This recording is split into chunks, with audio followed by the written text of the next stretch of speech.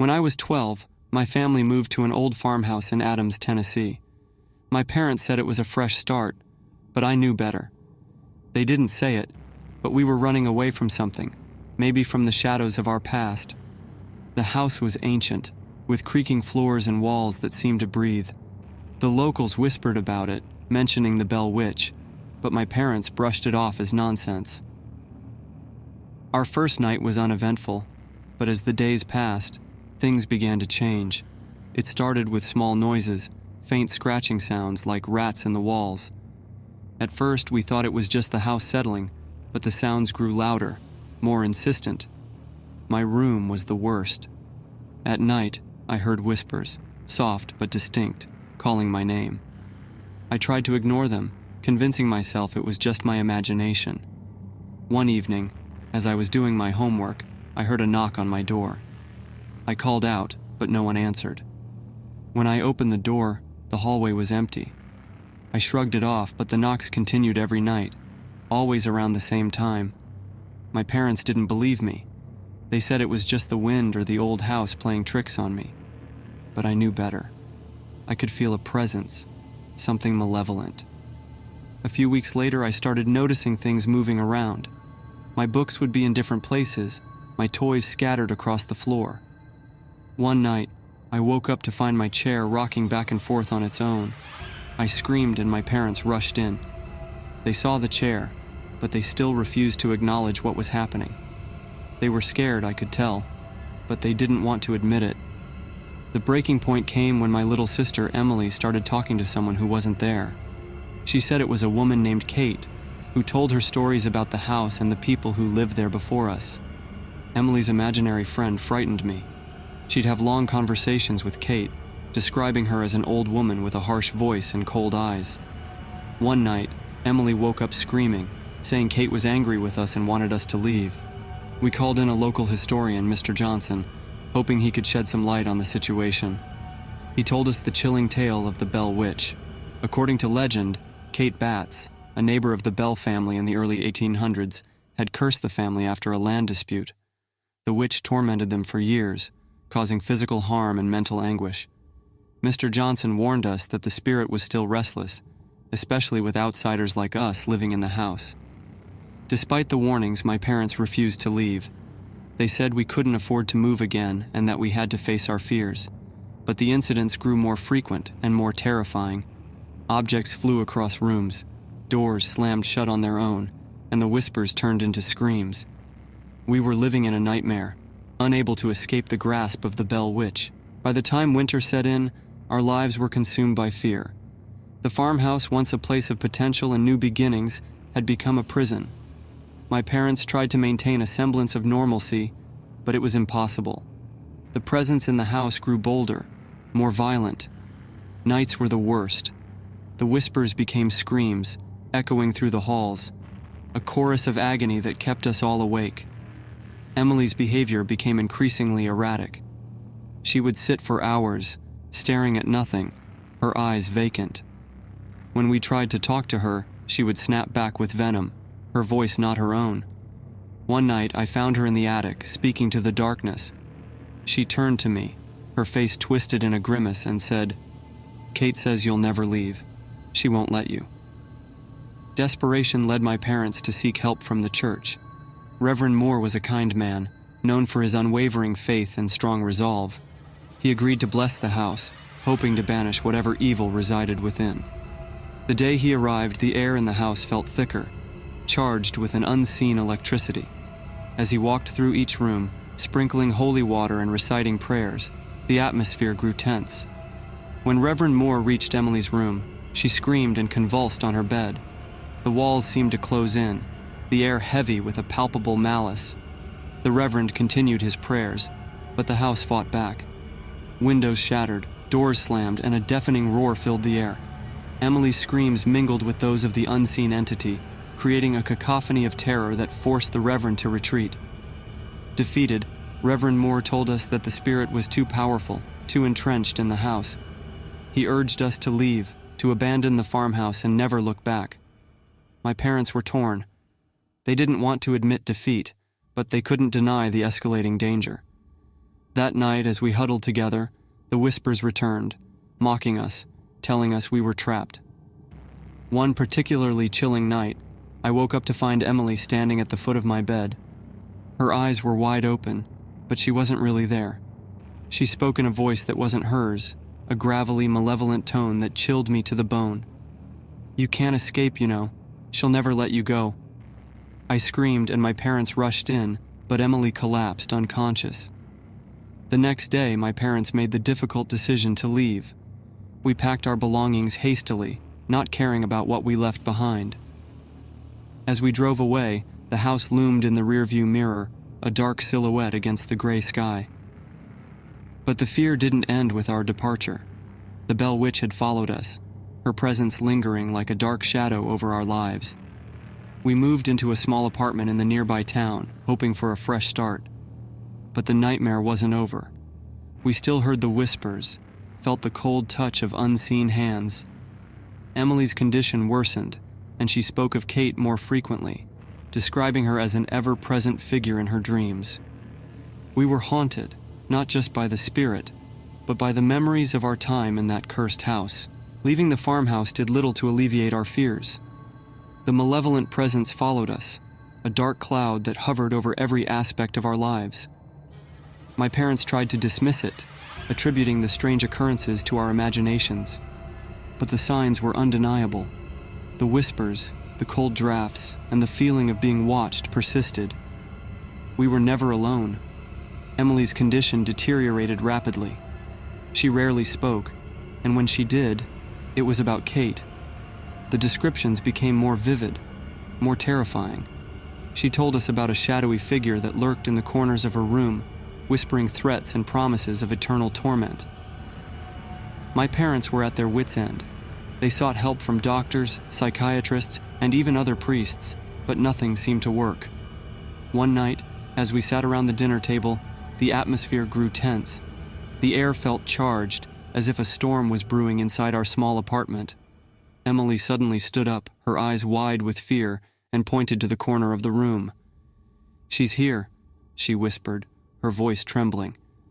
My parents and I turned to look, but there was nothing there. Just an empty corner. The tension was unbearable. Plates began to rattle, and the lights flickered. A cold wind swept through the room, even though all the windows were closed. My father stood up shouting, "Leave us alone!" His voice echoed, and for a moment, everything went silent. Then, with a deafening crash, the dining room table flipped over, sending food and dishes flying. We huddled together, terrified. My father called out to the spirit, demanding it to leave us in peace. But all we got in return were the whispers growing louder and more insistent. Emily screamed, clutching her head as if trying to block out the voices. My mother tried to comfort her, but it was no use. The Bell Witch was relentless. Desperation led us to consult an expert on the paranormal, Dr. Warren. He was a stoic man, with a calm demeanor that contrasted sharply with our frazzled nerves. He agreed to conduct an investigation, setting up cameras and audio recorders throughout the apartment. For days he observed, listened, and documented the strange occurrences. The evidence he gathered was chilling. Dr. Warren showed us the recordings. Faint voices that seemed to come from nowhere, shadows that moved on their own, and a figure that appeared briefly in the background of one of the videos. He explained that the spirit was indeed the Bell Witch, a powerful entity with a deep-rooted hatred for our family. He theorized that the spirit had latched onto Emily, using her as a conduit to torment us. With this revelation, my parents decided that we needed to confront the spirit directly. Dr. Warren suggested a seance, a way to communicate with Kate, and possibly find a way to appease her. It was a risky move, but we were out of options. The seance was scheduled for the following night, and we prepared ourselves for what was to come. As we gathered around the table, candles flickering in the dim light, Dr. Warren began the ritual. He called out to Kate, asking her to show herself, to tell us what she wanted. The room grew cold, and the whispers returned, louder and more coherent. "Leave us alone." My heart pounded as the air thickened with a palpable dread. Then a voice, clear and distinct, echoed through the room. "You will never escape me," it said. The candles blew out, plunging us into darkness. Emily screamed, and I felt a cold hand grip my shoulder. The seance had worked, but we had awakened something far more dangerous. The seance left us shaken to the core. The Bell Witch's voice echoed in our minds, a chilling reminder that she was far from done with us. Dr. Warren's face was pale, his confidence shaken. "We need to end this," he said, his voice trembling. "We have to confront Kate and find a way to banish her for good." My parents and I agreed, though fear gnawed at us. Emily was our main concern. She was the weakest, the most affected by the spirit. Dr. Warren suggested a cleansing ritual, one that would require Emily's participation. It was risky, but it was our only hope. That night, we prepared for the ritual, gathering everything Dr. Warren needed: candles, holy water, and a Bible. As we began, the air grew heavy with anticipation. Emily sat in the center of the circle, her eyes closed. Dr. Warren started chanting, his voice steady and firm. The rest of us held hands, forming a protective barrier around Emily. The room grew colder, the temperature dropping rapidly. I could see my breath in the air. Then, the whispers returned, but this time, they were louder, angrier. The candles flickered, casting eerie shadows on the walls. Emily's eyes snapped open, and they weren't her own. They were cold, empty, filled with a malevolent force. She started to speak in that same gravelly voice. "You cannot banish me. I am eternal." Dr. Warren continued his chant, louder and more forceful. My mother and father tightened their grip on my hands. I could feel the fear in their trembling fingers. Emily convulsed, her body racked with violent shakes. The room seemed to close in on us, the air thick with oppressive energy. Suddenly, Emily screamed, a piercing sound that cut through the darkness. She fell back unconscious. The whispers stopped, and for a moment, there was silence. Dr. Warren checked on Emily, relieved to find her breathing steadily. "It's not over," he said, his voice barely above a whisper. "But we've weakened her."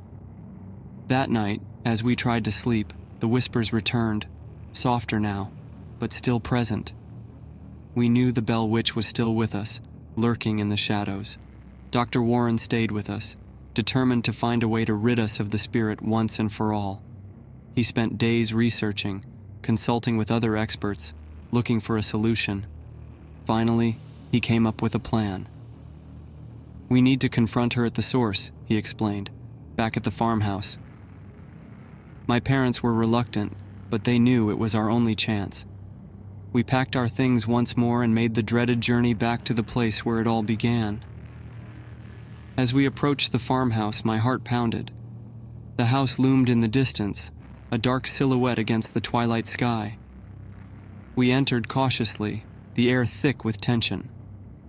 Dr. Warren set up his equipment, preparing for the final confrontation. We gathered in the living room, the site of so many terrifying memories.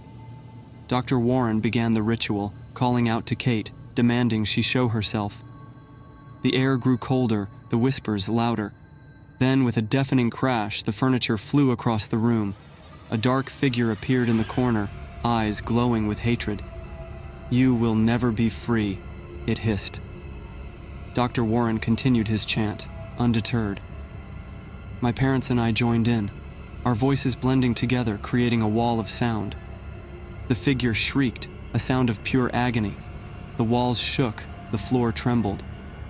The room was filled with a blinding light, and then silence. When the light faded, the figure was gone. The air felt lighter, the oppressive energy lifted. We had done it. The Bell Witch was gone. We left the farmhouse, not looking back, finally free from the terror that had haunted us for so long. Dr. Warren stayed in touch, checking on us regularly. Emily slowly recovered, her nightmares fading. We moved on with our lives, forever changed by our encounter with the Bell Witch. The memory of that dark time remained, a reminder of the unseen forces that lurk just beyond the veil of our reality. But we were stronger, closer, and determined to never let fear control us again.